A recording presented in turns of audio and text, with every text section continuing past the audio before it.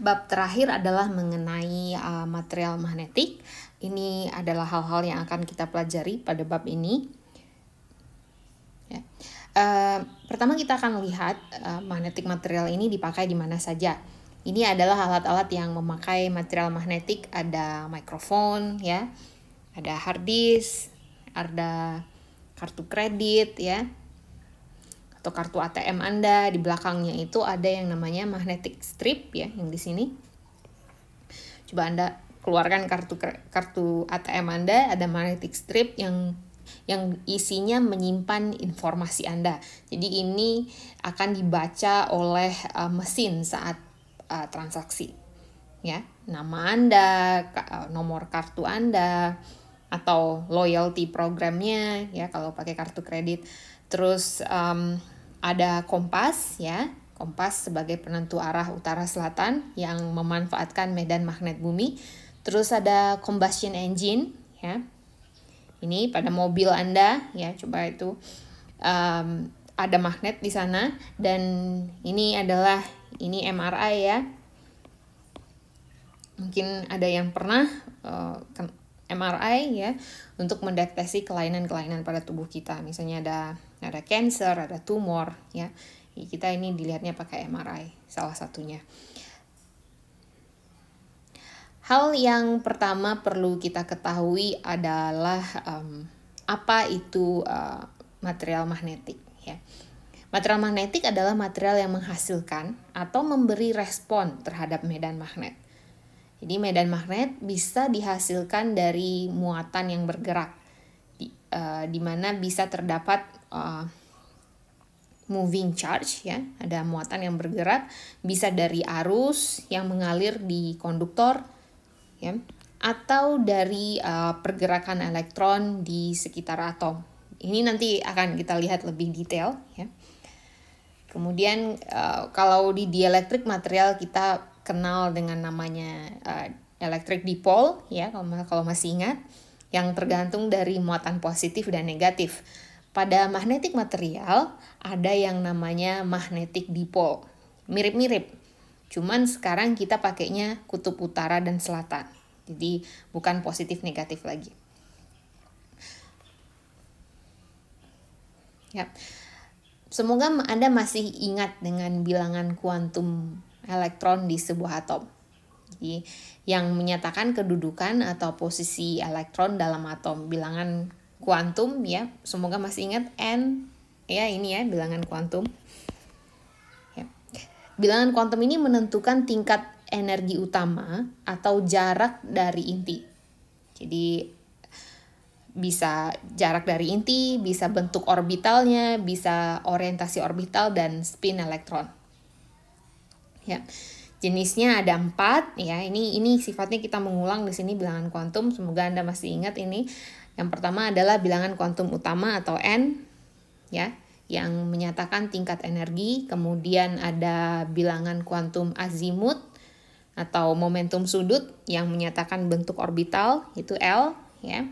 Terus ada bilangan kuantum magnetik atau M yang menyatakan orientasi orbital dalam ruang 3 dimensi. Jadi ini N adalah tingkat energi. Terus L adalah bentuk orbitalnya. Terus M adalah orientasi orbitalnya. Terus yang terakhir adalah S atau MS, ya. Itu bilangan kuantum spin yang menyatakan spin elektron pada sebuah atom, ya. Semoga juga masih ingat dengan aturan Pauli bahwa tidak ada 2 elektron yang mempunyai bilangan kuantum yang sama untuk keempat-empatnya ini, ya. Jadi tidak ada dua elektron pada sebuah atom yang memiliki bilangan kuantum yang sama. Paling tidak spinnya yang berbeda, satu ke atas, satu ke bawah. Ya. Dan Anda juga dalam kuliah ini Anda juga harus ingat cara ngisi ini. Cara mengisi elektron konfigurasi. Semoga masih ingat, ya. Oke. Di sini Anda harus mengingat kembali bagaimana cara menentukan bilangan kuantum jika nomor atom diketahui, ya. Nah, misalnya di sini kita misalkan contohnya besi Fe itu nomor atomnya 26, maka electron configuration-nya adalah 1s2, 2s2 ya. Terus 2p6, 3s2. Terus dari sini kita ke sini 4s2 dan 3d6 ya. Terus di 3d6, D ini punya, kita kasih ml-nya dari 3, 4, 5, ini minus 2, minus 1, 0, 1, 2. Nah ini isinya 6, ke atas dulu semuanya. Terus ini ya. Jadi di Fe itu ada 4 elektron yang tidak berpasangan. Jadi ketika terdapat elektron yang tidak berpasangan ya, maka terdapat net magnetic dipole yang mengukur kekuatan dari sebuah medan dari medan magnet dari material tersebut. Jadi sifat magnet pada sebuah material timbul dari alignment ya, magnetic dipole. Jika magnetic dipole ini sejajar ya, maka material tersebut akan memiliki sifat magnet. Jadi dari sini kita dapat mengukur magnetization atau M ya, atau M yang menunjukkan nilai net magnetic dipole per unit volume. Jadi di sini saya ulangi lagi, kalau misalnya pada atom kita terdapat elektron yang tidak berpasangan seperti yang di sini, seperti pada besi ya, ini ada 4 elektron yang nggak punya pasangan, maka Anda akan mempunyai net magnetic dipole moment. Jadi ini dia, Anda akan punya net magnetic dipole moment karena Anda punya elektron yang nggak berpasangan. Kemudian jika magnetic dipole ini ya, dipole ini bisa diibaratkan seperti ini, jika mereka searah ya, jika mereka searah dan sejajar, maka material tersebut akan memiliki sifat magnet.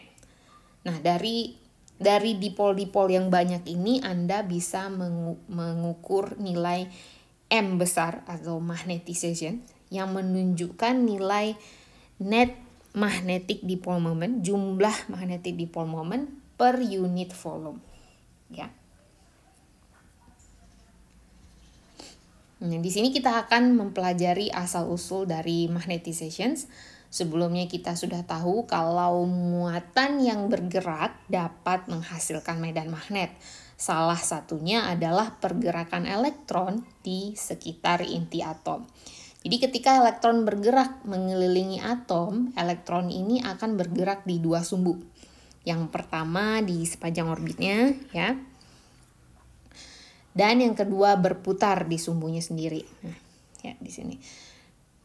Nah, ibaratnya elektron ini seperti bumi dan inti atomnya adalah matahari. Jadi elektron atau bumi ini mengelilingi matahari di sepanjang orbitnya ya.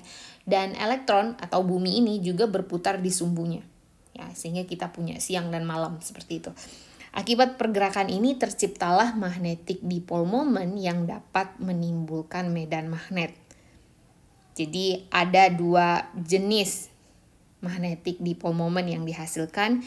Yang pertama yaitu orbital moment, yaitu mu orbital yang dibaca sebagai mu orbital, magnetic moment mu orbital, karena yang dihasilkan karena elektron mengitari inti atom. Dan yang kedua adalah spin moment ya, yang dikarenakan elektron berputar di sumbunya sehingga setiap elektron bisa diasumsikan sebagai sebuah magnet kecil yang memiliki permanen magnetic dipole yang terdiri dari orbital mu orbital dan mu spin ya. Jadi setiap elektron itu bisa dianggap sebagai sebuah magnet kecil karena dia punya magnetic dipole moment yang terdiri dari mu orbital karena dia berputar mengelilingi nukleus dan mu spin karena dia juga berputar di sumbunya sendiri. Nah, selain pergerakan elektron di di sekitar inti atom, medan magnet dapat dihasilkan oleh arus yang mengalir di konduktor. Di sini kita akan melihat hubungan antara electricity dan magnetism, ya. Yang pertama kali ditemukan di tahun 1900-an, yang didasari dari 2 buah percobaan sebelumnya, yaitu ada Bapak Hans Christian Ørsted yang membuktikan bahwa arus dapat menghasilkan medan magnet pada tahun 1820. Dan ada Bapak Michael Faraday yang membuktikan kebalikan dari percobaannya Hans. Jadi bahwa medan magnet bisa menghasilkan medan listrik. Dari percobaan ini dapat disimpulkan medan magnet di sekitar arus listrik ini sebanding dengan besar sumber listrik arus tersebut.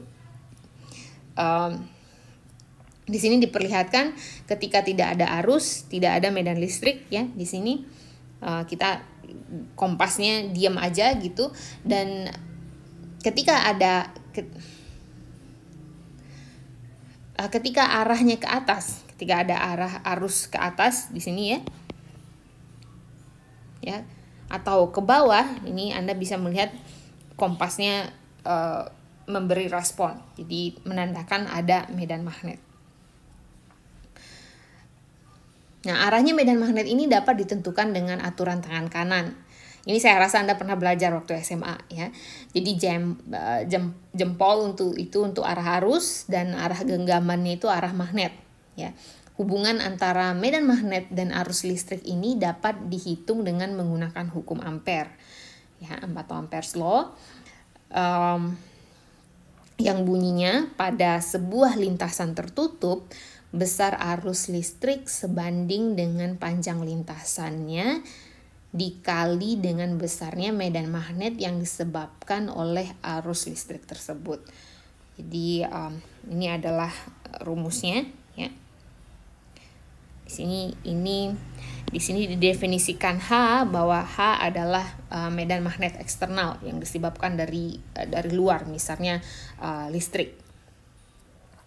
Jadi ini adalah contoh aplikasi dari hukum Ampere, misalnya ada arus I dan lintasan yang berwarna biru. Sehingga kalau kita masukkan ke persamaan ini, kita bisa mendapatkan nilai H yang merupakan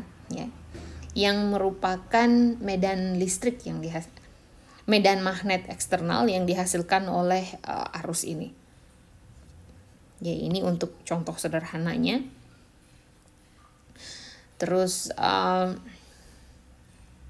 sekarang kalau kita lihat, kalau misalnya ada kawat terus kita lilitkan, ya, dengan sehingga kita mempunyai n jumlah lilitan, ya, maka nilai H menjadi sebanding dengan jumlah lilitan. L adalah panjangnya kawat. Oke.